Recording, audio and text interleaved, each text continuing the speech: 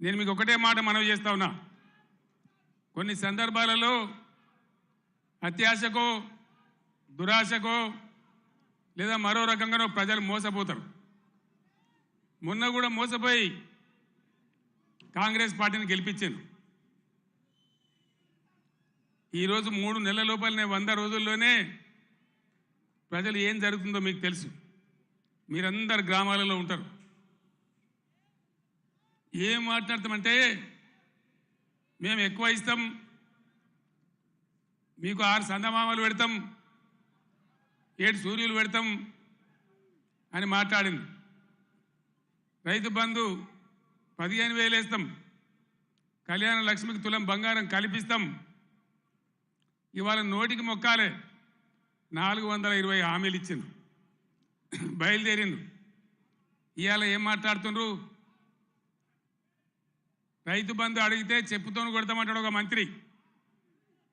నేను చెప్పిన బిడ్డ, రైతుల చెప్పులు చాలా బందోబస్తుంటాయి, దబ్బన వాళ్ళు అదే పనికెత్తుకుంటే ఏమవుతుంది మీ గతి అని కూడా నేను చెప్పిన. బందోబస్తు ఉండే ఆ రైతుల చెప్పులు.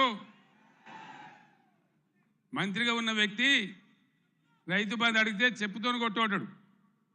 ఇంకెవడో సన్నాసిగాడు కూడా అంటాడు. అంటే ఏందన్నట్టు?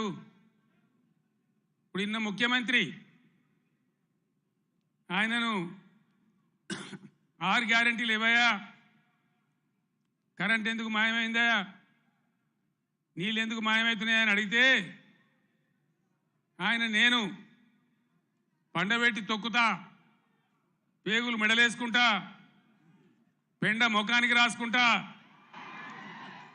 చీరుతా సంపుతా, మానవ బాంబునైతా, మట్టి బాంబునైతా అని మాట్లాడతాడు. ఇంత అసహనమా? ఒక ముఖ్యమంత్రి మాట్లాడవలసిన భాషనా ఇది? పద్ధత? తెలంగాణ రాష్ట్రానికి సమాజానికి ఇది ఒక గౌరవమా? దయచేసి ప్రజలు ఆలోచించాలని చెప్పి నేను కోరుతా ఉన్నా. ఈ కరీంనగర్ గడ్డ నుంచి యావత్తు తెలంగాణ ప్రజానీకానికి నేను పిలిపిస్తా ఉన్నా. తెలంగాణ ముఖ్యమంత్రి అంటే తెలంగాణ మాట్లాడే మాటలు, ఆ ముఖ్యమంత్రి మాట్లాడే మాటలు, ఎవరన్నా ముఖ్యమంత్రి పదవులు ఉన్న వ్యక్తి మేము మానవ బాంబులం అయితే మనం మాట్లాడొచ్చునా? మాకు మాట్లాడరాదా? తిట్టానంటే తిట్టు తక్కువన్నాయా? ఇవాళ గీయాలకు మొదలు పెడితే రేపు గీయాల దాకా తిట్టచ్చు.